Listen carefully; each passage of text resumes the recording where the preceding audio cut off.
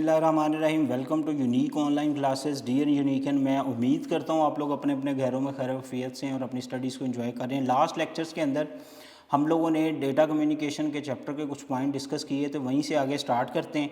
हम लोग types of data communication पढ़ रहे थे। टाइप्स ऑफ डेटा कम्युनिकेशन के अंदर हमने जो पढ़ा था वो सीरियल एंड पैरेलल, ठीक है। और मैंने कहा था serial data communication is further divided into synchronous और असिंक्रोनियस कम्युनिकेशन। सिंक का मतलब क्या होता है, दोनों पॉइंट को दोनों डिफरेंट किस्म की टू कम्युनिकेशंस को एक पॉइंट्स के ऊपर इकट्ठे कर लेना, एक पॉइंट पे जोड़ लेना, सिंक कर लेना, ठीक है। उनकी कोई गैप ना हो, कोई इस तरह की कम्युनिकेशन के दरमियान में कोई डॉट कोई इंटरवल ना हो, तो उसको हम सिंक कहते हैं। और ए सिंक इसके बिल्कुल या असिंक्रोनियस इसके बिल्कुल ऑपोजिट है। तो इसके कुछ पॉइंट्स हैं जिनको हम वन बाय वन डिस्कस करेंगे, ठीक है। तो serial and parallel is further divided. Serial is further divided into to type. First one is synchronous, ठीक है। तो आप लोगों के पास सिंक्रोनियस कम्युनिकेशन आ गया जनाब। तो सिंक्रोनियस, और ये हमारे पास क्या आ गया जी, ये हमारे पास आ गया असिंक्रोनियस, ठीक है, कम्युनिकेशन। ये दोनों, इन दोनों के पॉइंट्स क्या हैं, पहले तो इन दोनों को समझ लें कि सिंक्रोनियस और एसिंक्रोनियस में फ़र्क क्या है। जो सिंक्रोनियस कम्युनिकेशन है, फर्ज करें this one and this is the point A. यहाँ पे मेरे पास 32 बिट्स ऑफ डेटा है, ठीक है। तो जो डेटा मेरे पास सेंड हो रहा है यहाँ से वहाँ, ठीक है, उसका जो वो पैकेट्स बनेंगे, ठीक है, उसके ब्लॉक्स इस तरह बनेंगे। ये जैसे ये 0 1 1 1 1 0 1, ये 1 1 0 0 0 1 0 0 1 1 1 1 1, इस तरह इसकी डेटा की मूवमेंट्स होगी सिंक्रोनियस। तो इसको हम कहते हैं, ये हमारे पास फ्लो ऑफ डेटा है। क्या है? फ्लो ऑफ डेटा है, जिसमें डेटा मूव कर रहा है। ये हमारे पास एक साइड पे सेंडर है, ठीक है, और ये हमारे पास क्या है, ये रिसीवर है। अब हमने इनके ये पॉइंट डिस्कस करने हैं वन बाय वन के इसमें होता क्या है। नोट कीजिए, वो कहता है जी synchronous transmission data is sent from data is sent in the form of blocks और फ्रेम्स, ठीक है। ब्लॉक्स और फ्रेम के अंदर डेटा जो होता है वो सिंक्रोनियस में सेंड होता है। ये एक ब्लॉक है या एक फ्रेम भी आप इसको कह सकते हैं। This transmission is in full duplex, ठीक है। मैं इसका एंड पे आपको टेबल भी बनवाता हूँ, वहाँ पे हम ये सारी चीज़ें लिखेंगे। और देयर इज़ नो गैप, इनके दरमियान में अगर आप देखें तो कम्युनिकेशन गैप नहीं है। और इसमें होता क्या है, इसमें clock, what is the clock actually? Clock basically is a special hardware device which is installed on both side and they sync the time. Time इसके अंदर इंपॉर्टेंट है, ठीक है। आपने इसकी टाइम की सिंक्रोनियस की होती है, टाइम सिंक्रोनाइज्ड किया होता है, और उसी टाइम फ्रेम या क्लॉक पल्स भी जिसको हम कहते हैं, according to the clock pulse जो है वो डेटा की ह्यूज अमाउंट को सेंड और रिसीव करने के लिए इस्तेमाल किया जाता है। और इसमें टाइम इंटरवल जो है वो बहुत ज़्यादा इंपॉर्टेंट है। अच्छा, और इसके ऑपोजिट जो है वो आप लोगों के पास आ गया जी असिंक्रोनियस कम्युनिकेशन। इसके अंदर क्या होता है, इसके अंदर जो डेटा सेंड होता है वो बाइट और करैक्टर्स बाय करैक्टर्स होता है। मतलब इसकी अगर आप डायग्राम देखें तो डायग्राम सेम डायग्राम होगी, बस थोड़ा सा लॉजिकल डिफरेंस है। ये मेरे पास इसका रिसीवर आ गया, ये सेंडर, ये मेरे पास आ गया इसका रिसीवर। इसमें होगा क्या जी, ये फ़र्ज़ करें इसका जी चैनल है, तो इसके अंदर जो फ्लो ऑफ डेटा होगा वो क्या होगा जनाब, वो फ्लो ऑफ डेटा कुछ इस तरह होगा। मसलन सबसे पहले एक बिट आएगा which is called start bit, उसके बाद करैक्टर सेंड होंगे, और उसके बाद एक और बिट आएगा which is called stop bit. तो ये जो इतना पोर्शन है ये एक पोर्शन बन गया। उसके बाद हमारे पास जो दूसरा आएगा वो आएगा जी स्टार्ट बिट, फिर करैक्टर्स, फिर आपके पास क्या आ गया 1, लेट्स सपोज वो स्टॉप बिट, ये एक दूसरा पोर्शन। इस तरह फिर आपके पास क्या आएगा स्टार्ट बिट, फिर करैक्टर्स, फिर क्या आ गया स्टॉप बिट, ठीक है। तो ये एक ब्लॉक बन गया। तो इसके अंदर जो कम्युनिकेशन है वो सेंड होती है एक पॉइंट से दूसरे पॉइंट पे इन द फॉर्म ऑफ बाइट्स और करैक्टर्स। इसीलिए क्योंकि इसके अंदर आप लोगों ने आपकी बुक में पढ़ा है कि इसके अंदर 2 स्टेट्स होती हैं, ठीक है, आप लोगों ने पढ़ी। एक स्टेट है आपकी बुक में भी मेंशन है, एक को हम आइडल स्टेट कहते हैं और एक को हम एक्टिव स्टेट कहते हैं। जो आइडल स्टेट है उसमें दोनों डिवाइसेस आपस में कनेक्टेड तो हैं बट कम्युनिकेशन नहीं हो रही होती। जैसे कम्युनिकेशन होनी होती है सबसे पहले क्या सेंड किया जाता है 0, तो 0 क्या करता है उसको 1 में कन्वर्ट कर देता है, 1 मीन ऑन, यानी कि कम्युनिकेशन स्टार्ट। जो सेंडर है वो अलार्म देता है बाय सेंडिंग 1, ये हमेशा ये वाला बिट हमेशा क्या है इसमें आएगा, वो 1 आएगा, ठीक है। और ये वाला जो होगा ये क्या आएगा, हमेशा 0 आएगा। क्यों, ये 1 आएगा और ये 0, मतलब इस ब्लॉक का ये वाला 1 ये वाला 0 दरमियान में करैक्टर्स कोई भी हो सकते हैं, उनकी कन्वर्जन 0-1-1-0 फॉर्मेट में हो सकती है, वो कोई इशू नहीं है। तो ये जो 1 है वो बेसिकली कम्युनिकेशन को स्टार्ट करता है और उसको आइडल स्टेट से एक्टिव स्टेट में ले जाता है, जिसकी वजह से कम्युनिकेशन स्टार्ट हो जाती है। और 0 जैसे ही आता है कम्युनिकेशन स्टॉप हो जाती है। इसमें क्योंकि गैप है, नज़र आ रहा है आपको गैप, दिस वन, इसके अंदर अगर आप गौर करें देयर इज़ नो गैप, इसी वजह से ये बिट फास्ट होती है, ये बिट स्लोर होती है। इसमें huge amount of data send कर सकते हैं। तो इसका एक पूरा कंपैरिजन है, ज़रा ड्रॉ कीजिए, हम उस कंपैरिजन को भी जो है ना वो डिस्कस करते हैं। अच्छा, अब आपसे ये भी पूछा जाएगा, बताइए जी सिंक्रोनाइजेशन किस में रिक्वायर्ड होती है? तो भाई इसमें सिंक्रोनाइजेशन, क्योंकि इसमें क्लॉक है, इसमें सिंक्रोनाइजेशन नहीं चाहिए होती, क्योंकि इसमें स्टार्टर और स्टॉपर जो है बिट्स हैं, तो इसमें synchronization is not required for communication. वो पॉइंट जो हैं इसके दोनों के, सिंक्रोनियस और एसिंक्रोनियस को वो लिखिए। सबसे पहला पॉइंट, सिंक्रोनियस ट्रांसमिशंस के अंदर data is send in the form of blocks और फॉर्म्स। ओके, लिख लीजिए ज़रा, जो इसके अंदर डेटा सेंड किया जाता है, मैं साथ आपको हिंट देता जाता हूँ ताकि आपको समझ आ जाए। इसके अंदर जो पहला पॉइंट है उसमें डेटा जो है वो ब्लॉक और फॉर्म्स की फॉर्मेट के अंदर जो डेटा है वो सेंड किया जाता है, ब्लॉक्स एंड फ्रेम्स, ठीक है। ये आ गया, ये पहला पॉइंट है। इसके अंदर जो डेटा सेंड किया जाता है जनाब दूसरे के अंदर इन द फॉर्म ऑफ, मैंने अभी आप लोगों को थोड़ी देर पहले भी मेंशन करवाया था, लेकिन यहाँ हम इसका पूरा टेबल, वो आएंगे जी करैक्टर या बाइट, ठीक है। इस तरह की चीज़ें आपसे पूछी जाएंगी। ये पहला कंपैरिजन। दूसरा कंपैरिजन जी, synchronous transmission is fast, simple, इसमें आप लिख लें ये फास्ट होगी तो डेफिनेटली ये इसका उलट होती है तो ये स्लो होगी। ओके, ये नहीं है कि वो फास्ट है तो वो सुपर फास्ट है, उसका उलट देखना है आपको। अच्छा, उसके बाद सिंक्रोनियस ट्रांसमिशन इज़ कॉस्टली, ये महंगी होती है, क्योंकि ये जो डिवाइस है ना क्लॉक पल्स, ये बहुत महंगी, ये कॉस्टली होती है, ठीक है। ये इसको आपने चीप नहीं कहना, बेहतर जो इसका वर्ड है वो आप लिख लें लेस एक्सपेंसिव। ओके, उसके बाद मेरे पास नंबर फोर मेरे पास in synchronous time interval of transmission, ठीक है। In synchronous transmission time interval of transmission, इसके अंदर टाइम इंटरवल नहीं होता, उसके अंदर टाइम इंटरवल होता है, ठीक है। और इन सिंक्रोनियस में time interval transmission is not constant, वो चेंज होता है। ये मतलब इसके अंदर कांस्टेंट है, कोई गैप नहीं है। ये आप इसकी डायग्राम से अंदाज़ा लगा सकते हैं, यहाँ गैप है, ठीक है। तो इसमें आप कह सकते हैं कि टाइम, इसको बल्कि की पॉइंट हम ऐसे बना लें तो बेहतर है, टाइम इज़ कांस्टेंट। और इसमें आप कह सकते हैं टाइम इंटरवल जो है वो रैंडम है, या नॉट कांस्टेंट भी आप कह सकते हैं, कोई इशू नहीं है, एक ही बात है।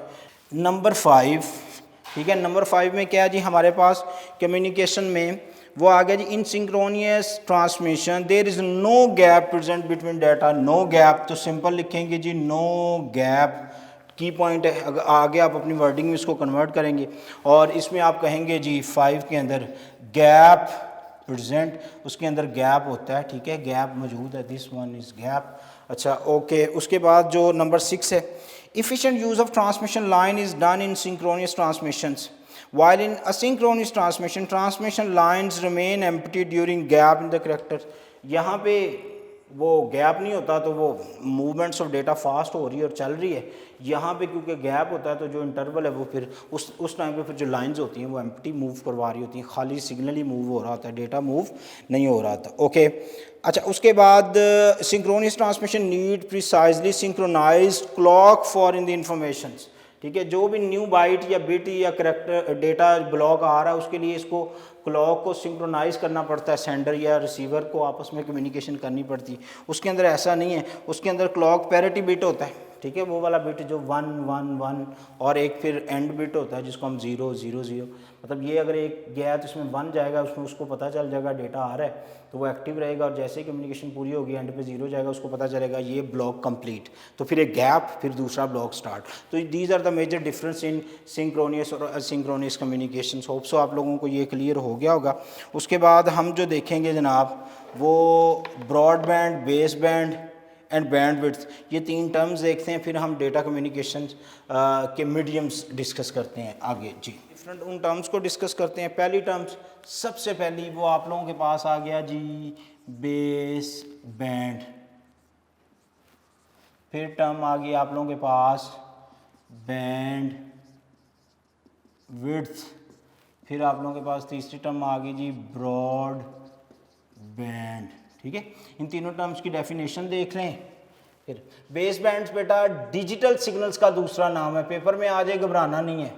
ठीक है, क्योंकि बैंड सिग्नल को कहते हैं बेस 2, तो ऐसे सिग्नल जिनकी बेस 2 है वो आपको पता है हमेशा बाइनरी या डिजिटल, सिंपल। अच्छा, बैंड विड्थ क्या होती है जी? ये मेरे पास एक वायर है और इस वायर के अंदर कितने number of bit and bytes move कर सकते हैं। एक पानी की इतनी सी पाइप, एक पानी की इतनी सी पाइप, वो कितना पानी ले जा सकती है, जिसका वो डायमीटर, ये सर्कल ज़्यादा है वो ज़्यादा ले जा सकेगी, छोटी पाइप कम लेके जाएगी। तो एक पाइप की जो पानी लाने ले जाने की कैपेसिटी, उसको हम उसकी बैंडविड्थ कहते हैं। सेम इन कम्युनिकेशन, जो भी एक वायर जो डेटा लाती ले जाती है उसको हम उसकी बैंडविड्थ कहते हैं। ब्रॉडबैंड एक टेक्निक है जिसमें हम डेटा को, आप इसके लिए जो कीवर्ड है वो क्या है, ह्यूज अमाउंट ऑफ डेटा जो है उसको लॉन्ग डिस्टेंस के ऊपर जो होता है सेंड और रिसीव कर सकते हैं। बस ये 3 की पॉइंट्स हैं इनके, ये 3 इनकी डेफिनेशंस हैं। कुछ इनके कंपैरिजन भी हैं, वो भी नोट कर लें। ठीक है, ताकि अगर पेपर में इसमें से आता है, और आएगा ज़रूर क्योंकि ये बड़ा मॉडर्न एस्पेक्ट है, तो जनाब इसमें फिर आप ज़रा देख लीजिए। Base band transmission and broadband transmission दोनों में फ़र्क क्या है? जो बेस बैंड ट्रांसमिशन है वो डिजिटली होती है, और जो ब्रॉडबैंड ट्रांसमिशन है वो आपको पता है क्या एनालॉग फॉर्मेट्स में है, और एनालॉग सिग्नलिंग उसके अंदर होती है, और वो huge amount of data long distance पे सेंड करती है। एक तो फ़र्क ये, तो ये जो दरमियान में बैंडविड्थ है इसको रिमूव कर दें ताकि आपको ये अब समझ तो आ गया। बैंडविड्थ क्या है? किसी भी कम्युनिकेशन चैनल्स की, वो सेटेलाइट हो, वो वायर हो, जो डेटा लाने ले जाने की कैपेसिटी है उसको हम उसकी बैंडविड्थ कहते हैं। ओके, बेस बैंड्स की सबसे पहला पॉइंट नोट कीजिए। बेस बैंड का सबसे पहला पॉइंट वो है जी डिजिटल सिग्नलिंग। ओके, ठीक है, जो डेटा सेंड और रिसीव होगा एक पॉइंट से दूसरे पॉइंट में वो डिजिटल फॉर्मेट में होगा। पहला पॉइंट नोट कीजिए। दूसरा point, frequency division multiplexing is not possible. अच्छा, फ्रीक्वेंसी होते क्या हैं? वो ये जनाब होते हैं कि आपके पास ये एक स्टेट, यहाँ से क्या आ रहा है जी, आपके पास जो डेटा आ रहा है उसकी मल्टीपल फ्रीक्वेंसीज। ठीक है, एक फ्रीक्वेंसी यहाँ मूव कर रही है, एक फ्रीक्वेंसी यहाँ मूव कर रही है, एक फ्रीक्वेंसी यहाँ मूव कर रही है, एक फ्रीक्वेंसी यहाँ मूव कर रही है। वो सारी जब इस पॉइंट पे आती इकट्ठी होगी, आगे फिर रिसीवर को वो इकट्ठी मिलती है। सेंटर से भी वो इकट्ठी आ रही, लेकिन दरमियान में वो डिवाइड हो गए, ताकि जो चैनल है इसको हम कहते हैं फ्रीक्वेंसी डिवीजन मल्टीप्लेक्सर्स। ठीक है, जो फ्रीक्वेंसी है वो मतलब यहाँ आके फिर वो डिफरेंट रस्तों पे हो जाती है। सिंपल समझने के लिए आप ऐसे समझ लें, लेकिन जैसे ही यहाँ पहुँचेगी फिर इकट्ठी होगी, आगे इसके पास एक चैनल से पहुँचेगी, तो इसको हम कहते हैं।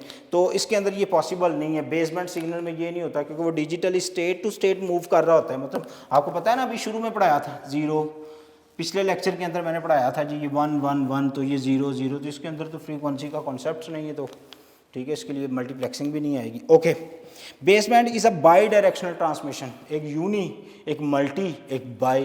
तो यूनी सिंगल होता है, बाई जो होता है वो सेंडिंग रिसीविंग दोनों।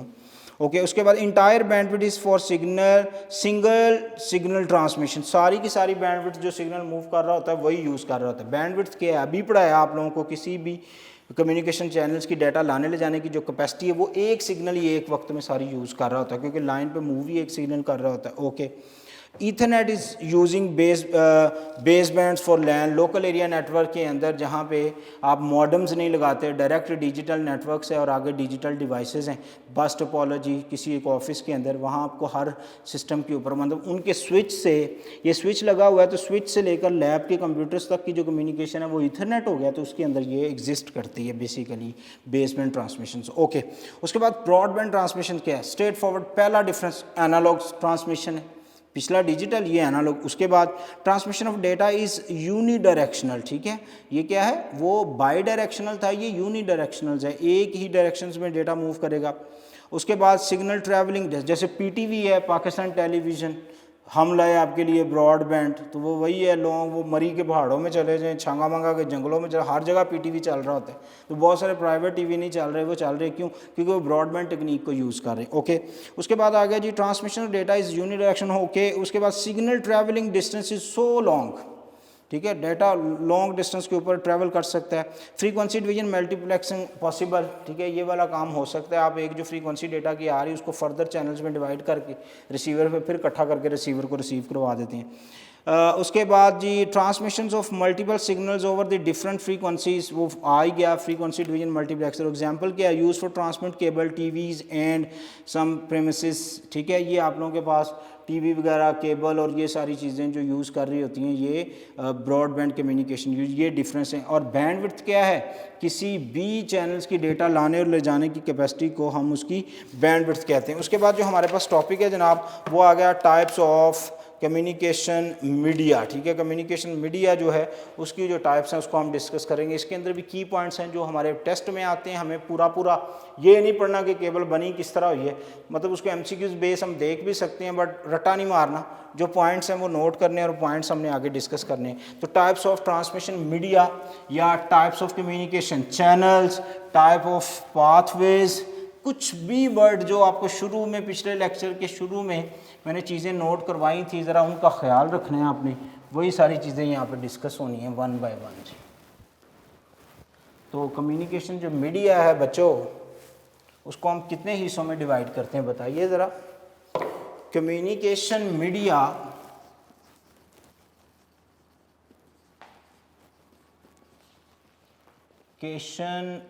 Media is divided into two types जी। कौन कौन सा, एक वायर्ड और एक क्या आ गया वायरलेस, ठीक है। इसको हम बाउंडेड भी कहते हैं और इसको हम अनबाउंडेड भी कहते हैं।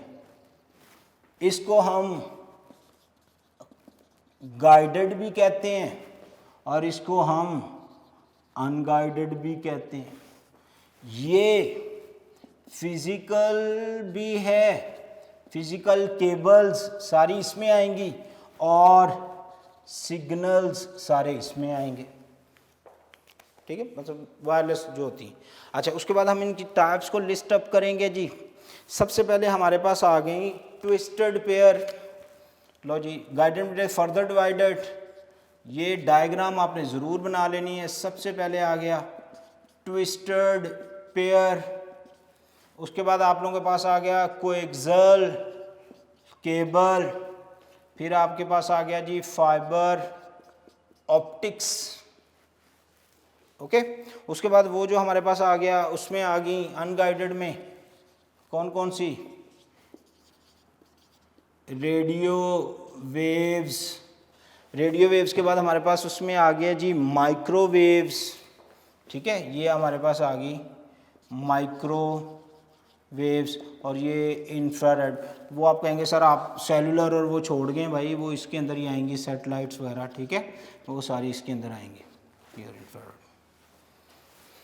अब हमने करना क्या है जी, फ़र्क ये है कि इसमें जब से इसको गाइडेड क्यों कहते हैं, क्योंकि सिग्नल फर्ज करें ये क्लाउड है और इंटरनेट की तार आपके घर के पता नहीं किधर किधर से घूम के आपके अगर ड्राइंग रूम में वाईफाई तक आ रही है, तो जब सिग्नल ने आना है उसने इसी चैनल को यूज़ करके आना है, सिग्नल शॉर्टकट नहीं लगा सकता, इसीलिए इसको गाइडेड कहते हैं। क्योंकि इसमें वायर आ गई इसलिए इसको वायर्ड भी कहते हैं, क्योंकि बाउंड्रीज़ वाला मीडिया सिग्नल शॉर्टकट नहीं कर सकता कि यार यहाँ तो इतने बल हैं तो मेरा तो दिमाग घूम जाएगा, मैं तो स्ट्रेट यहाँ से सीधा चला जाऊँगा। तो बाउंड्रीज़ जो केबल्स की बाउंड्रीज़ हैं उससे बाहर नहीं जा सकता, आपने केबल बाउंड्रीज़ हर हाल में फॉलो करनी ही करनी, ठीक है।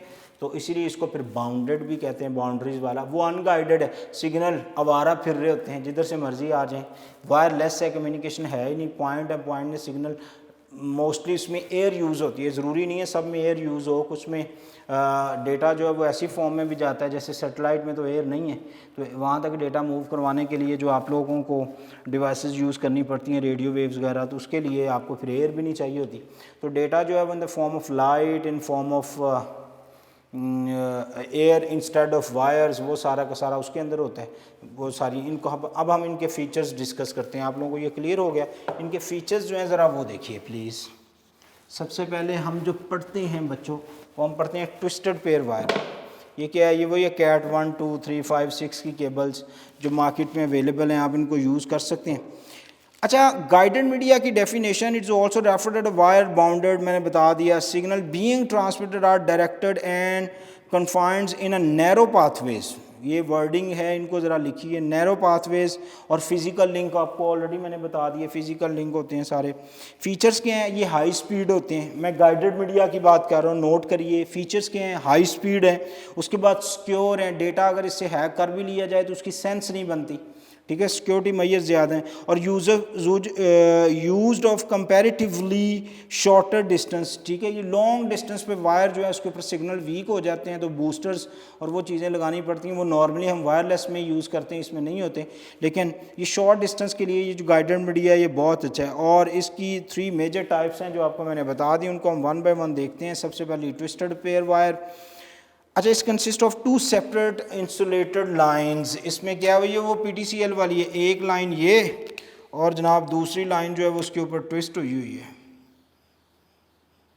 तो इसको हम कहते हैं, ये क्या है, ये ट्विस्टेड पेयर वायर है, ठीक है, ये आप लोगों के पास है ट्विस्टेड पेयर वायर, जो डेटा इसमें एक पे डेटा मूव कर रहा होता है, दूसरे पे करंट मूव कर रहा होता है डेटा को लाने ले जाने के लिए। ओके, अच्छा, wire wound about each other, twisted एक दूसरे के साथ हुई होती हैं, ठीक है, आप 2 धागे पकड़े उनको ऐसे ऐसे कर लें, वो ट्विस्टेड होगी। Generally several such pairs are bounded together in a protective sheet, ठीक है, ये आमतौर पर इसके ऊपर भी एक प्लास्टिक का कवर और एक धागा भी इसमें डाला जाता है ताकि इसकी स्ट्रेंथ रहे, ठीक है। हमने ज़्यादा ये इसका इंफ्रास्ट्रक्चर नहीं पढ़ना, हमने इसके फीचर, एडवांटेज, डिसएडवांटेज, क्योंकि पेपर में वही आते हैं, ये ही नहीं आएगा जी बताएं ट्विस्टेड पेयर वायर केबल बनी कैसे है, तो ये शॉर्ट क्वेश्चन बोर्ड में आते हैं, उसमें नहीं आते। ओके, इसकी आगे फिर हम इसको 2 टाइप्स में, एक शील्ड है, एक अनशील्ड है, ठीक है, अनशील्ड ट्विस्टेड पेयर वायर है और एक शील्ड ट्विस्टेड पेयर वायर है। तो जो शील्ड ट्विस्टेड पेयर वायर है उसके एडवांटेज देख लें जी, सबसे पहले हेडिंग दें,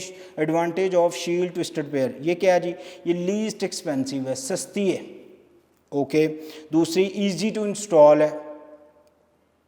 ओके, तीसरी हाई स्पीड कैपेसिटी है, डेटा हाई स्पीड में आता जाता है एक पॉइंट से दूसरे पॉइंट्स में। ये अनशील्ड ट्विस्टेड पेयर के जो हैं वो एडवांटेज हैं। इसके कुछ डिसएडवांटेज भी हैं। सबसे पहला, सस्केप्टेबल टू एक्सटर्नल इंटरफेसेस, ठीक है, जो एक्सटर्नल इंटरफेसेस हैं, बैरूनी डिवाइसेस हैं, दूसरी डिवाइसेस हैं, उनके साथ अटैचमेंट बनाना इशू है। Lower capacity and performance in comparison to shield twisted pairs, ठीक है, इसकी जो दूसरी टाइप्स है उसकी निस्बत इसकी परफॉर्मेंस कम है, अच्छी नहीं है, और लोअर कैपेसिटी है, ठीक है। हाई स्पीड कैपेसिटी मतलब डेटा सेंड और रिसीव, डेटा ज़्यादा या कम ले जाने की निस्बत ये कम होती है। और short distance transmission due to attenuations, ठीक है, डिस्टर्बेंस, बार बार डिस्टर्बेंस, डिस्टॉर्शंस की वजह से जो कम्युनिकेशन इसके अंदर वो बहुत शॉर्ट डिस्टेंस होती है, लॉन्ग डिस्टेंस नहीं होती। अब हम पढ़ेंगे शील्ड ट्विस्टेड पेयर, ये क्या होती है जी। Type of cable consist of special jackets two, jacket plastic का जैकेट कवर है, उसके अंदर ये वायर्स होती हैं जिससे डेटा ट्रांसमिट होता है, और ये ईथरनेट के ऊपर जो है उसमें यूज़ होती है, या वॉइस ओवर IP वगैरह जो है, जैसे आप लोग PTCL फ़ोन वगैरह जो हैं उसमें, या आप इंटरनेट वाईफाई वगैरह के अंदर इसको इस्तेमाल कर रहे होते हैं शील्ड ट्विस्टेड पेयर्स को। इसके एडवांटेजेस क्या हैं, better performance at higher data rate in comparison to unshielded twisted pairs, ठीक है, उसकी निस्बत इसकी जो परफॉर्मेंस है वो बहुत अच्छी है। उसके बाद एलिमिनेट क्रॉस टॉक, अब बाहर से इसको कोई कम्युनिकेशन आ जाती है या एक हब पे लगी वहाँ मल्टीपल डिवाइसेस कम्युनिकेशन कर रही हैं, तो ऐसा नहीं है ये सब की थोड़ी थोड़ी आवाज़, जैसे कभी कभी PTCL फ़ोन में आता होता है, बारिश हुई हो तो और लोगों की आवाज़ें आपके फ़ोन में आ रही होती हैं, तो वो क्रॉस टॉक्स होती हैं, ठीक है। उसके बाद कंपैरेटिवली फास्टर है, क्योंकि पिछली स्लोअर थी, ये डेफिनेट फास्टर होगी। उसके बाद disadvantage, comparatively difficult to install, वो ईजी टू इंस्टॉल थी, ये मुश्किल टू इंस्टॉल है। ओके, उसके बाद मोर एक्सपेंसिव, महंगी होती है, ठीक है, क्योंकि ये मीटर और गज़ और 1 फीट 2 फीट और इस तरह इसको मैयर करके ये मार्केट से लेनी पड़ती है, तो ये एक्सपेंसिव भी होती है और बल्कि हैवी होती है थोड़ी, ठीक है। These are the few disadvantage and few features हैं ट्विस्टेड पेयर वायर्स के। उसके बाद जो हमारे पास अगली एक कोएक्सियल केबल है, ये वो केबल है जनाब जो आप TV में यूज़ करते हैं, इसको आप नेटवर्किंग या इंटरनेट के लिए भी यूज़ कर सकते हैं, ज़रूरी नहीं है कि ये सिर्फ TV में यूज़ हो, ओके। तो इसके भी हम देखते हैं, ये प्लास्टिक कवरिंग के अंदर होती है जिसमें पैरेलल कंडक्टर्स, दो लाइनें उसके अंदर होती हैं, एक वो जो आपने लोगों ने देखा होगा कॉपर वायर है, फिर प्लास्टिक की जैकेट है, फिर ऊपर सिल्वर की एक जैकेट है, फिर प्लास्टिक का एक और कवर है। ये सारी चीज़ें उसको स्ट्रेंथन करने के लिए इस्तेमाल की जाती हैं। और ये ब्रॉडबैंड मोड के अंदर जो डेटा है उसको यानी कि long huge amount of data जो है उसको सेंड और रिसीव करने के लिए इस्तेमाल की जाती है। TV cables, televisions are widely used coaxial cables, ठीक है। क्विक्सल केबल वगैरह टीवी में बहुत ज़्यादा यूज़ होती है, बल्कि होती वो यूज़ है, ठीक है, हमारे यहाँ। अच्छा, उसके बाद इसके कुछ एडवांटेज हैं जो आपने नोट करने। पहला एडवांटेज क्विक्सल केबल का वो है जी high bandwidth, huge amount of data. कभी ऐसा हुआ है जैसे यूट्यूब पे वो बफरिंग हो रही होती है तो आपका जो टीवी चैनल है, ठीक है, आप क्यू टीवी देख रहे हैं और ऐसे ऐसे बफरिंग हो रही हो, क्या जी टीवी में डेटा लोड हो रहा है? कभी नहीं ऐसा होगा, क्योंकि बैंडविड्थ पीछे केबल्स की हाई होती है। उसके बाद बेटर नॉइज इम्यूनिटी, ठीक है, बाहर से डिस्टॉर्शन आवाज़, बाहर से बारिश, आंधी, तूफान, उसको बर्दाश्त करने की इम्यूनिटी बहुत अच्छी होती है इसकी। लहदा बात है रिक्शा गुजरे तो टीवी पे थोड़ी सी लहरें आती हैं, ठीक है, वो इम्यूनिटी की वीकनेस की वजह होती है, लेकिन फिर भी इसकी इम्यूनिटी बहुत होती है। और रिक्शे की आवाज़ भी तो आपको पता है ना फिर। अच्छा, उसके बाद easy to install and expand, ठीक है, आपने एक्सपैंड करनी है, कुछ भी नहीं, पाकिस्तानी तरीका है, उतारते हैं, लगाते हैं, जोड़ लगाते हैं, टेप करते हैं, चल एक्सपैंड होगी। या आप दो कनेक्टर लगाएं, ब्रिज लगाएं छोटी सी, दरमियान में कनेक्ट करें, आगे ले जाएं, सिंपल, ठीक है। आपको कोई एक्सपैंड करने के लिए कोई इसकी टेक्निकलिटी नहीं है कि ट्विस्टेड पेयर वायर की तरह जो केबल्स हैं उनके सिरे जुड़े होने चाहिए और जो कार्बन है वो जनाब आपस में अटैच होना चाहिए, अदरवाइज़ कम्युनिकेशन नहीं होगी। कनेक्टर्स हैवी महंगे किस्म के कनेक्टर, ऐसा कुछ नहीं, ठीक है। और उसके बाद ये जी इनएक्सपेंसिव, सस्ती है, मार्केट से आपको मिल जाती है मेरे ख्याल में 20 रुपये शायद फिट, 18 रुपये फिट, ठीक है, आपको मिल जाती है। वो आपको जितनी रिक्वायर्ड हो आप उतनी ले सकते। ये भी नहीं है कि 100 फिट का गट्ठा ही लेना पड़ेगा, ऐसा कुछ नहीं है। अच्छा, डिसएडवांटेज क्या है? Single cable failures can disturb the entire network. हाँ जी, केबल यहाँ से जनाब यूनिक हेड ऑफिस से यूनिक के दूसरे कैंपसेस में जा रही, दरमियान से काट दें तो वो जो सारे कैंपस बैठ जाएंगे। क्यों? क्योंकि सारी कम्युनिकेशन इसी के थ्रू हो रही है। तो क्योंकि ये लीनियर है और ये बस टोपोलॉजी टाइप की टर्म है, इसीलिए इसके अंदर ये सारे मसाइल आते हैं। ओके, उसके बाद हमारे पास जो इसके अंदर आ गया जी fibre optic cable. Fibre optic cables आपको पता है जिसके थ्रू हम दुनिया के साथ कनेक्टेड हैं। It is use to concept to reflections of light, ठीक है। डेटा जो एक साइड पे, क्योंकि इसमें डेटा मूवमेंट सारी की सारी इन फॉर्म ऑफ लाइट होती है, डेटा एक साइड पे लाइट स्पॉट फेंका तो वो अगले पॉइंट पे नज़र आता है, यानी कि हाई स्पीड कम्युनिकेशन चैनल है राइट नाउ दुनिया के अंदर, ठीक है, सबसे ज़्यादा स्पीड वाला ये जो है। और इसमें वो ग्लास है, ग्लास के ऊपर जो है वो प्लास्टिक कवर है जो उस ग्लास को प्रोटेक्ट रखता है और डेटा जो उन ग्लासेस के अंदर मूव करता है। The core is surrounded by the less dense glasses और plastic covering called the cladding, ठीक है, जो उसके ऊपर प्लास्टिक कवर के ऊपर जो मटेरियल या कवर होता है उसको क्लैडिंग कहते हैं। और it is use for transmission of large volume, as I told you, huge volume of data इसके ऊपर सेंड और रिसीव होता है। एडवांटेजेस की बात करते हैं, सबसे पहले इंक्रीज कैपेसिटी एंड बैंडविड्थ, ठीक है, डेटा को लाने ले जाने की कैपेसिटी और बैंडविड्थ ज़्यादा है, दोनों ही इसके अंदर। लाइट वेट है, मतलब उठाने में बहुत ज़्यादा ये नहीं है कि आपको क्रेनें बुलानी पड़ जाएँ इसको उठाने के लिए। और लेस सिग्नल अटेंटेशंस हैं, मतलब जो सिग्नल है उसकी डिस्टर्बेंस और जो नॉइज़ और इस तरह की जो डिस्टॉर्शंस हैं वो लेस हैं, ठीक है। और उसके बाद इम्यूनिटी टू इलेक्ट्रोमैग्नेटिक इंटरफेसेस, ठीक है, जो सिग्नल्स इलेक्ट्रोमैग्नेटिक वेव्स उनके अगेंस्ट इम्यूनिटी है, यानी कि उसकी वजह से इसकी जो डेटा मूवमेंट्स होती हैं वो डिस्टर्ब नहीं होती। और उसके बाद आगे रेजिस्टेंस टू क्रॉसिव मटीरियल्स, ठीक है, और जो भी डेटा क्रॉस कर रहा है, जैसे अभी मैंने कहा था पिछली केबल्स के अंदर शील्ड ट्विस्टेड पेयर के अंदर, तो जो कम्युनिकेशन एक ही चैनल से गुजर रही है तो ये अपनी कम्युनिकेशन को डिस्टर्ब नहीं होने दे। ऐसा नहीं कि किसी और कम्युनिकेशन की वजह से इसकी कम्युनिकेशन डिस्टर्ब हो जाए। These are the few advantage. ज़ाहिर है जहाँ एडवांटेज हैं कुछ डिसएडवांटेज भी होंगे। पहला, hope so high cost, exactly high cost है जी, महंगी होती है बहुत ज़्यादा, क्योंकि सबसे महंगा मीडियम है। और इंस्टॉल और मेंटेन करना इसको बहुत बहुत मुश्किल है। और उसके बाद ये unidirectionals and will need another fibre if you need to bidirectional. जो केबल में डेटा आ रहा है तो सिर्फ आ ही रहा है, अगर वापस भेजना है तो दूसरी केबल के थ्रू डेटा जाएगा, ठीक है। ये मतलब वो समटाइम कवर के अंदर दो केबल्स का सेट होता है, एक डेटा आने के लिए एक जाने के लिए। तो ये इसके अंदर जनाब इसके कुछ ड्रॉबैक्स भी हैं। तो ये आप लोगों के पास आ गया गाइडेड मीडिया। उसके बाद हम जो डिस्कस करते हैं वो है हमारे पास अनगाइडेड मीडिया। अब अनगाइडेड मीडिया के अंदर आप लोगों को पता है जी क्या आ गया, रेडियो वेव्स आ गई, माइक्रोवेव्स और इंफ्रारेड, और रेडियो वेव्स वगैरह के अंदर हमारे पास आ गए वो सेटेलाइट्स और मोबाइल फ़ोन्स वगैरह यूज़ करते हैं हम इसके अंदर, ठीक है। तो सबसे पहले इसकी मैं डेफिनेशंस आपको पढ़ा दूँगी। आपको पता है जी वायरलेस कम्युनिकेशन चैनल है जिसके अंदर डेटा को मूव करवाने के लिए इसकी तरह केबल्स की ज़रूरत नहीं है, कोई twisted pair fibre optic cable नहीं है। You can use air, you can use light, you can any other medium for transformation of data.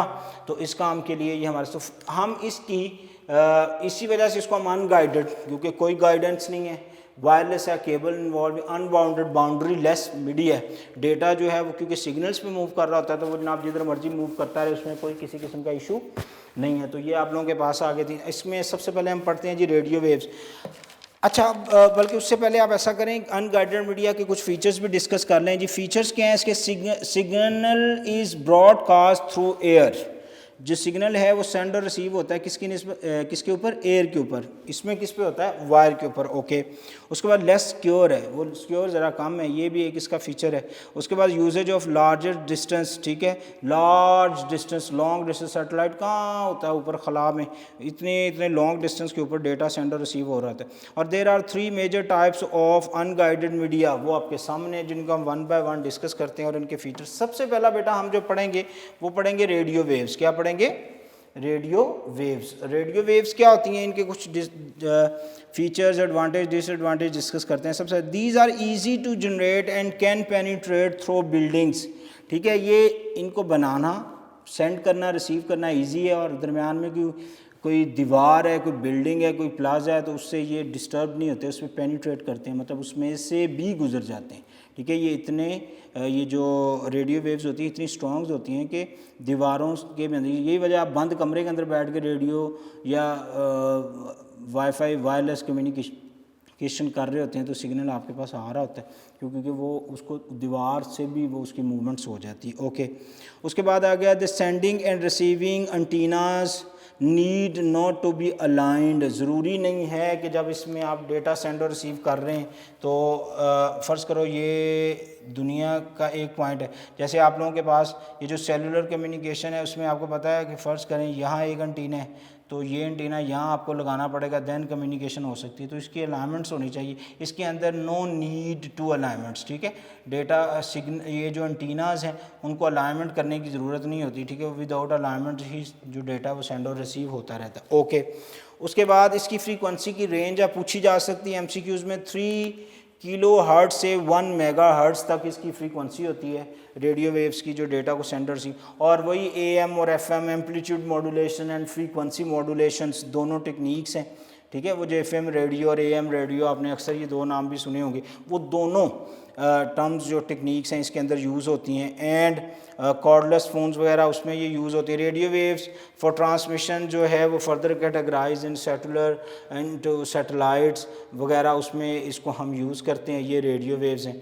और आपको पता है सैटेलाइट्स जो है उसमें जो वेव जाके डेटा लेके जा रही हैं या आ रही हैं वो ऐसी फॉर्म ऑफ डेटा होती है जिसको एयर भी नहीं चाहिए, ठीक है। क्योंकि जो सैटेलाइट है बच्चों वो कहाँ है, फ़र्ज़ करो ये दुनिया है, तो सैटेलाइट्स जो हैं उन्होंने ये हम सैटेलाइट्स बना लेते हैं, ये एक सैटेलाइट्स है, ठीक है। तो ये जिस ऑर्बिट में है उस ऑर्बिट में तो एयर है ही नहीं, एयर लेट्स सपोज यहाँ तक है, ठीक है। तो डेटा जो है जब यहाँ से यहाँ तक पहुँचता है अर्थ स्टेशन टू सैटेलाइट, ये सैटेलाइट्स और अदर सैटेलाइट्स और अनदर अर्थ स्टेशन, तो उसको मूव करने के लिए किसी एयर की ज़रूरत नहीं होती, ठीक है। वो वैसे ही विदाउट एयर जो होता है डेटा मूव, क्योंकि अगर एयर चाहिए हो तो जिस एरिया में एयर नहीं है वहाँ पे जाके सिग्नल फिर ट्रांसमिट ही ना हो, फिर सेंडिंग और रिसीविंग ना हो। ड्रॉबैक क्या है इसके अंदर रेडियो वेव की, ये लेस सिक्योर होती है, मसलन क्योंकि सैटेलाइट के ऊपर कोई सिक्योरिटी नहीं है, तो इसी वजह से अगर कोई हैक करना सीख ले इस ट्रांसमिशंस को तो यू कैन ईजीली हैक, ठीक है, आप जल्दी से। और दूसरा जो बड़ा ड्रॉबैक है वो ये है कि ये जो तूफ़ान, ख़राब मौसम, बैड वेदर, बादल, बारिश, ये इसकी कम्युनिकेशन को इसमें डिस्टॉर्शन, नॉइज़ पैदा करते हैं जिसकी वजह से इसकी कम्युनिकेशन डिस्टर्ब होती है, ठीक है। तो these are the few advantage and disadvantage about radio waves and satellites. उसके बाद आ गई microwaves. It is a line of sight transmissions. जी, आपको प्लेन अलाइनमेंट्स करनी पड़ेंगी, अगर आप नहीं करते तो कम्युनिकेशन इसके अंदर नहीं होगी। अच्छा, उसके बाद ये कि sending and receiving antenna need to be properly aligned, ये MCQs आएंगे, ठीक है, need to be properly aligned, आपको एक प्रॉपर स्टेट के ऊपर उनको चलाना पड़ेगा क्योंकि ये बेंड नहीं होती, ये जो माइक्रोवेव्स हैं इन्होंने स्टेट मूव करना होता है। अच्छा, the distance covered by the signal is directly proportional to the height of the antenna, antenna जितना ऊंचा लगाएंगे उतना कम्युनिकेशन का डिस्टेंस जो होता है वो ज़्यादा होगा, स्ट्रेट फॉरवर्ड, ठीक है। Distance to be covered is directly proportional to the heights of antenna, antenna छोटा लगाएंगे सिग्नल शॉर्ट डिस्टेंस पर जाएगा, बड़ा लगाएंगे सिग्नल, क्योंकि इसका सिग्नल टूवर्ड अर्थ होता है, आना उसने ज़मीन की तरफ होगा, तो जितना ऊंचा लगाएंगे उतना लॉन्ग उसके एंगल बनेगा, तो यही वजह है कम्युनिकेशन जो होती है वो लॉन्ग डिस्टेंस पे हो सकती है अगर आप एंटीना की हाइट ज़्यादा, यही बड़े बड़े टावर जो हैं वो सारे हाइट लेवल पर लगाए जाते हैं, यही वजह वो 30 और 30 माइल्स तक जो है ना वो सेंडिंग, जैसे सिटीज़ के अंदर ये क्योंकि पेनिट्रेट नहीं करती बिल्डिंग्स वगैरह से, यही वजह शहरों के अंदर हमें जो एंटीनाज है वो ज़्यादा लगाने पड़ते हैं क्योंकि जहाँ पे सामने कोई बिल्डिंग आ गई वहाँ पे इशू आएगा। ओके, अच्छा, the distance covered by the signal directly proportional frequency 1 gigahertz to 300 gigahertz, ठीक है, उसकी निस्बत ज़्यादा है। And there are majority of use mobile phone communication and television distribution, ये जो television distribution mobile phone cellular communication है ये ज़्यादा यूज़ कर रहे हैं किसको, माइक्रोवेव्स को, and microwaves required air for transmissions, ठीक है, अगर एयर नहीं है तो कम्युनिकेशन नहीं होती, और ये सारा आपको पता है वो वायरलेस राउटर के थ्रू हो रहा होता है, जैसे वो कहते हैं मोबलिंग आज सर्विसेज बंद रखेगा तो वो जस्ट वायर राउटर पे बैठ के कमांड टाइप करते हैं शट, अब वो शट कमांड जो है वो पूरी की पूरी एयर के ऊपर सिग्नल्स की मूवमेंट्स बंद कर देती है, ठीक है, और जैसे ही कम्युनिकेशन खोलनी है तो वो उसको अनशट कर देते हैं, लेट्स सपोज, ठीक है, या स्टार्ट कर देते हैं, एक ही कमांड है एंटर करेंगे, वायरलेस राउटर जो होते हैं वो कम्युनिकेशन एयर के ऊपर सेंडिंग और रिसीविंग स्टार्ट कर देते हैं, जिसकी वजह से सिग्नल आपके पास, और सिग्नल आपको पता है मेजर आइटम है डेटा की ट्रैवलिंग के लिए, सिग्नल नहीं है तो एग्जैक्टली वही डिस्टर वाली एग्जांपल याद करें, आपकी कम्युनिकेशन नहीं हो सकती। ओके, उसके बाद आप लोगों के पास आ गया जी infrared waves are used for very short distance, ये दो फ़ोन जनाब, ठीक है, ये दो फ़ोन है मेरे पास और इन दोनों फ़ोन को आपको पता है इनकी अलाइनमेंट्स करनी पड़ती समटाइम, तो साथ भी इनको जोड़ना पड़ता था। अच्छा, और they can not penetrate through obstacles, ये बिल्डिंग, इमारतें, दीवारें, रेजिस्टेंस, उनसे ये नहीं मूव कर सकती, ठीक है, उनके में से क्रॉस नहीं कर सकती, जिसकी वजह से इसकी कम्युनिकेशन ना तो लॉन्ग डिस्टेंस होती है और ना ही इतनी स्ट्रेंथन होती है। Okay, this prevents interface between system, frequency range is 300 gigahertz to 400 terahertz, it is use in TV remotes, wireless mouse, keyboard, printers वगैरह, ठीक है। टीवी रिमोट आप घर के दूसरे कमरे जाके चलाएं नहीं चलेगा, क्योंकि उसकी जो इंफ्रारेड की मूवमेंट्स है सिग्नल्स की वो दीवार क्रॉस ही नहीं कर सकती और आपको समटाइम उसको अलाइन भी करना पड़ता है, साइड से खड़े होकर टीवी रिमोट ऑपरेट करें नहीं होता, क्योंकि इसकी अलाइनमेंट्स होनी चाहिए with the TV device and that infrared which is put in your remote, ठीक है। तो ये आप लोगों के पास हो गया जी अनगाइडेड मीडिया और गाइडेड मीडिया, ये होप सो इसमें से कुछ की पॉइंट्स हैं जिनको आप लोग लर्न करेंगे, अगर उसमें से वो एमसीक्यूज़ में दे देता है तो आप लोग उसको अटेम्प्ट कर सकेंगे। उसके बाद हम जो पढ़ेंगे वो हम पढ़ेंगे मॉडेम्स एंड मॉडेम्स की स्पीड, और उसके बाद उसका डेटा रेट, और उसके बाद हम पढ़ेंगे जनाब साथ ही टाइप्स ऑफ मॉडेम्स। ज़रा हेडिंग दीजिए मॉडेम्स। एमसीक्यूज़ आया था लास्ट टाइम एंटी टेस्ट के बच्चों को, ई कैट को जी बताइए मॉडेम नेटवर्किंग की डिवाइस है या नहीं है, जी सोचिए ज़रा, अपनी ईमानदारी से आपने अपना अपना आंसर देखना है, मॉडेम नेटवर्किंग की डिवाइसेस है या नहीं है। नहीं है, मॉडेम नेटवर्किंग की डिवाइस नहीं है, क्योंकि मॉडेम जो है वो ऐसी डिवाइस है जिसको आप मॉड्यूलेशन और डी मॉड्यूल, मतलब समटाइम इसकी ज़रूरत है समटाइम नहीं है, ठीक है। तो ये नेटवर्किंग के लिए नहीं चाहिए होती, ये डेटा की ट्रांसमिशंस के लिए चाहिए होती है। नेटवर्किंग के लिए आपको स्विच चाहिए, हब चाहिए, राउटर, गेटवेज वगैरह चाहिए, ये नहीं चाहिए, ठीक है। तो मॉडेम जो है वो आप लोगों के पास आपको नहीं रिक्वायर्ड। ओके, देखते हैं जी मॉडेम जल्दी से, टाइम शॉर्ट है हमारे पास। मॉडेम आपको पता है दो ही काम करती है, कौन कौन से जनाब, एक करती है मॉड्यूलेशन और एक करती है क्या, demodulations. Conversions from digital signal to analog is called modulation and conversion from analog signal to is called demodulations, ठीक है। उसके बाद स्पीड क्या है, how many number of bit and bytes a modem can send through the networks is speed, and what is data rate, how many number of bit and byte a modem can modulate and demodulate is called data rate. Speed और data rate हो गया. उसके बाद ये modem जो है बच्चों इसको हमने 3 टाइप्स में डिवाइड किया हुआ है. वो तीनों टाइप्स कौन कौन सी हैं? सबसे पहली टाइप आपके पास है वायर्ड मॉडम, ठीक है, और एक वायरलेस मॉडम है, और एक है आप लोगों के पास इंटरनल मॉडम, एक्सटर्नल मॉडम और वायरलेस मॉडम, राइट. तो जो इंटरनल मॉडम है वो एक कार्ड सा होता है जिसको आप अपने सिस्टम यूनिट्स की एक्सपेंशन स्लॉट पे, यानी कि आपका जो वो सिस्टम यूनिट है, बॉक्स है जिसको आप सीपीयू कहते हैं, उसके पीछे कार्ड सा होता है, वो लगा सकते हैं. कुछ लैपटॉप्स और सिस्टम के अंदर ये बिल्ट इन भी आ रही है, वो इंटरनल मॉडम. एक्सटर्नल मॉडम वो बॉक्स है जो पीटीसीएल वाले आपको देखे जाते हैं, जिसमें एक वायर लगाते हैं, उससे फिर 4 वायर्स आगे 4 कंप्यूटर्स में लगा देते हैं. वो सिग्नल आता है बाहर से, एनालॉग डिजिटल में कन्वर्ट होता है और आगे कंप्यूटर्स को चला जाता है. और उसी एक्सटर्नल मॉडम में अगर आप एंटीना लगा दें जिसको आप वाईफाई बोलते हैं, तो वो भाई वाईफाई मॉडम है, वो वायरलेस मॉडम है, वो वाईफाई राउटर नहीं है. वाईफाई राउटर लाखों में आता है, ठीक है. तो वो काम क्या कर रहे हैं? वो काम बेटा वही कर रहे हैं, ये देखें, ये क्लाउड, और क्लाउड से ये नेटवर्क की तार यहाँ जनाब लगी हुई है मॉडम, और मॉडम के ऊपर ये लगा एंटीना. एंटीना सिग्नल जनरेट कर रहा है, और आप मोबाइल फ़ोन पे जहाँ बैठे, किसी लैपटॉप पे बैठे, उसको आप क्या कर रहे हैं? उस सिग्नल को यूज़ कर लें. ये वायरलेस मॉडम है. तो चैप्टर नंबर 3 में मैंने होप सो सारे पॉइंट्स को टच किया ताकि आप सारी चीज़ें डिस्कस कर लें. उसके बाद हम देखेंगे कोई भी आपके टेस्ट होगा, टेस्ट डिस्कशन में, प्लस आपके पास हमारा कोई ना कोई कॉन्टैक्ट नंबर चीज़ें पहुंचेंगी, आप वहाँ भी हमारे साथ एमसीक्यूज़ और चीज़ें, और कोई आपका क्वेश्चन नहीं क्लियर तो हमारे साथ आप डिस्कस कर सकेंगे.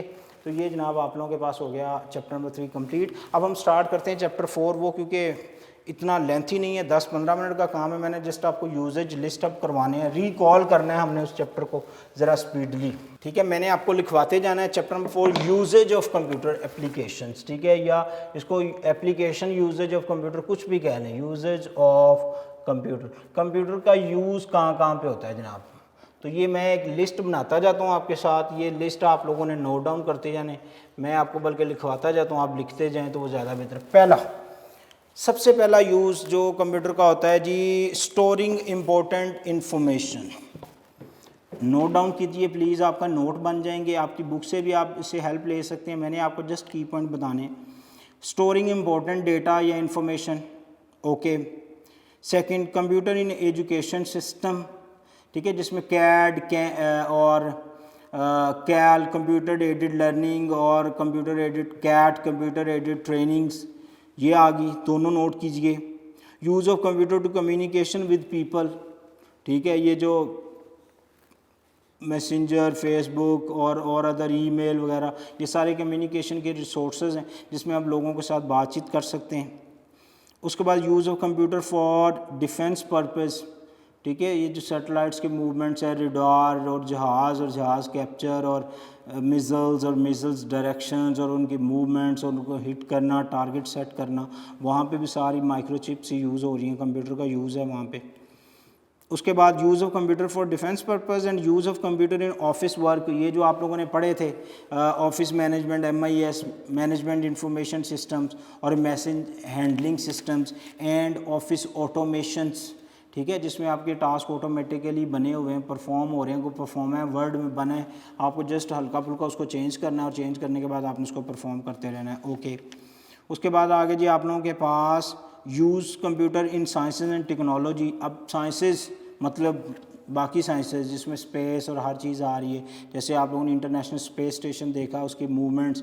टेक्नोलॉजी आपको पता है, मैंने चैप्टर नंबर 1 के शुरू में पढ़ाया था, मेडिकल, केमिकल, हर टेक्नोलॉजी में इसका यूज़ होता है. जो मेडिकल के अंदर कितना ज़्यादा लेबॉर्ट्रीज़ और लैब्स के अंदर इसको यूज़ किया जा रहा है फॉर मेडिसन और other operations in medical lines.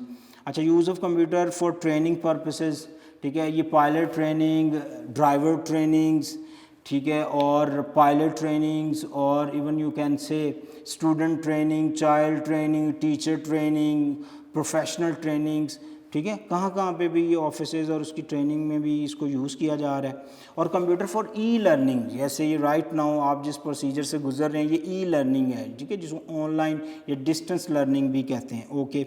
Use of computer in medical sciences के अंदर कितनी तरक्की कर गई हैं, कौन कौन सी जो आपको पता है मेडिसिन आ गई हैं और कितनी बड़ी बड़ी, बेशक कोरोना की अभी मेडिसिन नहीं आई, घबराना नहीं है, ये भी आ जाएगी, लेकिन बहुत सारी और भी मेडिसिन हैं जिनमें कंप्यूटर यूज़ हो रहा है।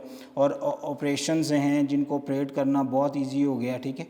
ऑपरेशन के जो टांके लगाए जाते थे, स्टिचेस, ठीक है, वो बड़ा मसला होता था, वो एक मुसीबत पड़ी होती थी, अब वो भी कंप्यूटराइज हो गए हैं। कंप्यूटर उनको बड़ा जेंटली ट्रीट करता है और प्रिसाइजली वो अपने पॉइंट के ऊपर ही लगते हैं और डिस्टर्बेंस नहीं होती किसी किस्म की। ओके, उसके बाद use of computer in entertainment purpose, जनाब पबजी, ठीक है, आजकल, और अर्तुगरुल गाजी, ठीक है, आप देख ही जा रहे हैं, ये इंटरटेनमेंट पर्पस है। Gaming, listening music, playing games, watching movies, ये सारी की सारी इंटरटेनमेंट के अंदर आ गई। Use of computer for marketing purpose, ठीक है, मार्केटिंग, ये जो एड्स आ रहे हैं आप लोगों के पास, फेसबुक पे एड्स, गूगल पे एड्स, यूट्यूब पे जाते हैं तो ऐड 14 सेकंड का, 5 सेकंड्स का, ये सारे मार्केटिंग पर्पसेस हैं जिसमें टेक्नोलॉजी में इसको यूज़ किया जा रहा है। और उसके बाद आगे जी use of computer for managing banks, ठीक है, बैंक्स के अंदर जो कैश फ्लो हैं, लेजर्स हैं, डेबिट क्रेडिट्स है, कस्टमर्स की बायो इन्फॉर्मेशंस है, उनकी ट्रांजैक्शनल हिस्ट्री है, बैंक स्टेटमेंट्स है, इन सारे कामों में कंप्यूटर को यूज़ किया जा रहा है। उसके बाद आ गया जी office automations, already I told you about this. उसके बाद use of computer for browse webs and internet, और आप अपने इंटरेस्ट की वेबसाइट्स को भी एक्सचेंज कर सकते हैं, इन्फॉर्मेशन ले सकते हैं। वीडियो कॉन्फ्रेंसिंग, ठीक है, जूम, आजकल मैं भी यूनिवर्सिटी में कल क्लास पढ़ा रहा था, तो जूम घर बैठे क्लास पढ़ाई है, 3 घंटे की क्लास पढ़ाई है, उस दौरान चाय भी पी है और पुरसकून भी रहे हैं, घर वालों के साथ भी रहे हैं, और कोई उठ के जाना नहीं पड़ा, कोई कुछ नहीं है, ठीक है, सुकून से जूम पे क्लासेस हो रही हैं। तो ये सारा का सारा कॉन्सेप्ट्स वीडियो कॉन्फ्रेंसिंग में आ गया यूज़। आजकल हमारे प्राइम मिनिस्टर साहब वीडियो कॉन्फ्रेंसिंग बहुत यूज़ कर रहे हैं, बल्कि मुझे कल भाई बता रहे थे जनाब पाकिस्तान के अंदर जो कोर्ट्स हैं वो भी ई कोर्ट्स हो गई हैं। मतलब अब एक जो लॉयर जिसने कराची से लाहौर आके पेश होना है उसको यहाँ आने की ज़रूरत नहीं है, वो कराची ई कोर्ट में जाए और यहाँ वाले जज साहब के सामने वो वीडियो लिंक के थ्रू जनाब लिंक कर सकते हैं, कम्युनिकेशन हो सकती है, ठीक है। बज़ाहिर सिक्योर नहीं है बट इंशाल्लाह हो जाएगी। और उसके बाद use of computer to manage the stock exchange, ठीक है, जो बिड्स और बिड्स के बाद जो डेबिट क्रेडिट और लेन देन, एक्सचेंज और शेयर होल्डिंग्स और वो सारी चीज़ें, ठीक है, एक्सचेंजिंग, सेलिंग, परचेजिंग, करेंसीज, ये सारी चीज़ें भी कंप्यूटर। आपने देखा होगा बड़ी बड़ी स्क्रीन्स लगी हैं और स्क्रीन्स के ऊपर काम हो रहा है, कोई किसी किस्म की डिस्टर्बेंस नहीं है, वो पेपरलेस कम्युनिकेशन होगी सारी की सारी। मतलब आप लोगों को वो जो खाताज पेपर्स पे लिखने पड़ते थे, वो खाताज अब आपको पेपर्स पे नहीं लिखने पड़ने, सिस्टम ऑटोमेटिकली उन सबको मैनेज कर रहा है और मैनेज करके सारी की सारी इन्फॉर्मेशन। और वो रैपिडली चेंजिंग इन्वायरमेंट होता है, with in a seconds currency up और लोअर जा रही होती हैं, विद इन सेकंड्स जो कंपनीज हैं उनके शेयर अप एंड डाउन हो रहे होते हैं, और वो जो बिडर्स बैठे हैं या जो वो स्टॉक एक्सचेंज के बंदे बैठे हैं, ब्रोकर्स वगैरह, उनको डिसीजन करने में बहुत हेल्प आउट कर रहा है। वो देख रहे होते हैं अब ग्राफ ऊपर की तरफ जा रहा है तो ये चीज़ ख़रीद लो, थोड़ी देर बाद जब थोड़ा ग्राफ और ऊपर चला जाएगा तो सेल कर दो, ठीक है। तो असल में एक स्टॉक एक्सचेंज तो यही है। और उसके बाद आप लोगों के पास आ गया use of computer for patient monitorings, जैसे मेडिकल के अंदर कंप्यूटर का यूज़ है। मैं आपको लिस्ट अप करवा दूं, पेशेंट की मॉनिटरिंग्स है, उसके बाद पेशेंट रिकॉर्ड कीपिंग है और पेशेंट डायग्नोसिस है, ठीक है। आप डायग्नोस करते हैं पेशेंट्स की जो बीमारियां हैं, जो भी चीज़ है उसको अल्ट्रासाउंड्स और ये जो सीटी स्कैन वगैरह, MRI है, वो ये सारी क्या हैं, ठीक है। और कंप्यूटर एक्सल टोमोग्राफी, ठीक है, पूरी ह्यूमन बॉडी स्कैन करके वो रेड स्पॉट्स दे देता है कंप्यूटर। अब ये क्या है, ये बेटा सारी की सारी डिवाइसेज जो है इनको पहले इनके सॉफ्टवेयर्स दिए गए हैं और कंप्यूटर्स की पहले लर्निंग करवाई गई है, which is called machine learning.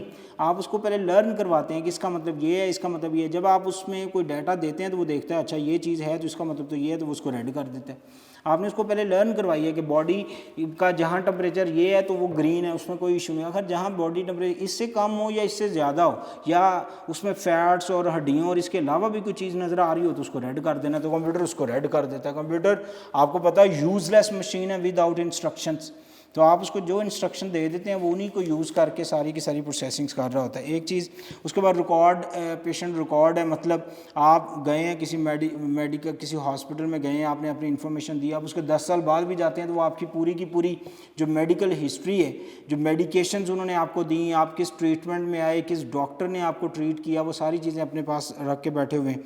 उसके बाद use of computer for press and publishings, ठीक है, प्रेस एंड पब्लिशिंग, कंपोजिंग और ये सारी डॉक्यूमेंटेशंस के लिए भी कंप्यूटर यूज़ होता है।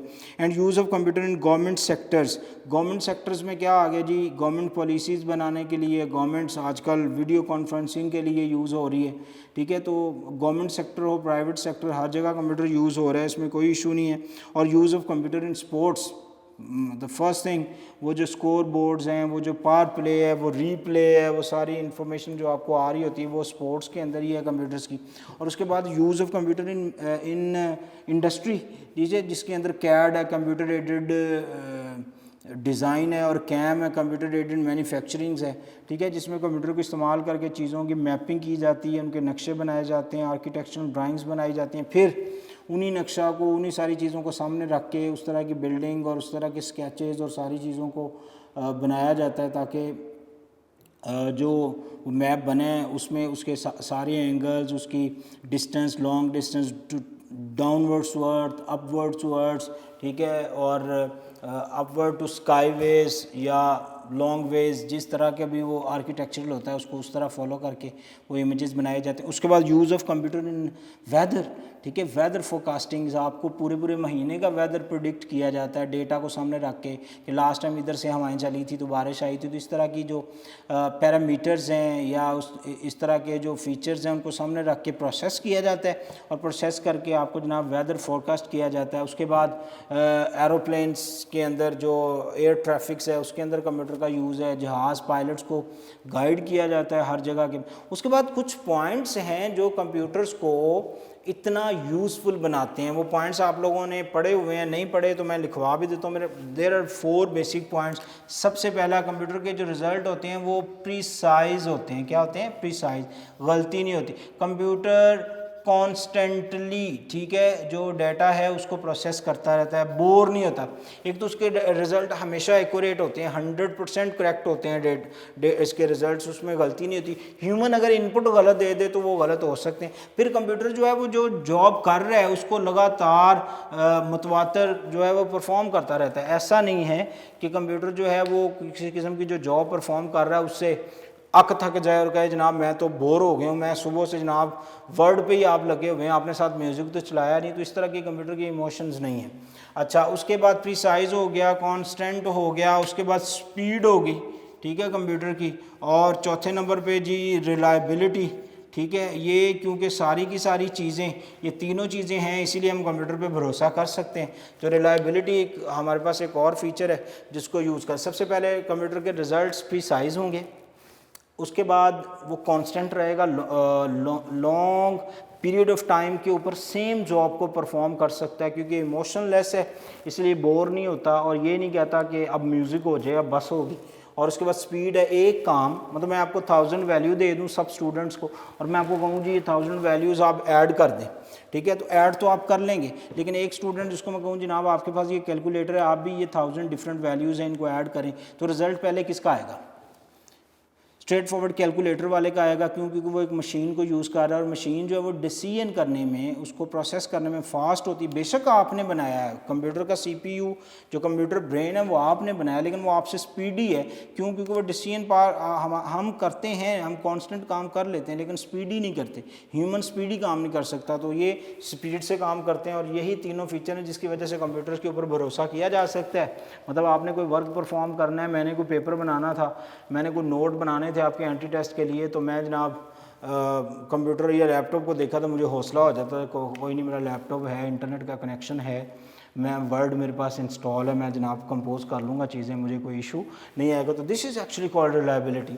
और क्वेश्चन आता है जी, इज़ these things या are these things really simplifies our daily practices, daily jobs? Straightforward, because of all this stuff, because of this huge list of usage, computer is really simplifying our daily practices. और daily jobs, ठीक है, हम quickly precisely speedly work perform कर रहे हैं। Hope so आप लोगों ने चैप्टर नंबर 3 एंजॉय किया, उसका सेकंड हाफ, उसके बाद चैप्टर नंबर 4 के जो पॉइंट्स है वो भी मैंने आप लोगों के साथ डिस्कस कर लिए, ठीक है। इसके बाद मैं कोशिश करूँगा आपका कुछ चैप्टर नंबर 1, 2 का एक टेस्ट लूँ और उस टेस्ट को भी फिर आपके साथ डिस्कस करूँ। अपना बहुत सारा ख्याल रखिएगा, कोई चीज़ नहीं क्लियर मुझसे आप बिल्कुल डिस्कस कर सकते हैं और अल्लाह हाफिज़, सी यू इंशाल्लाह।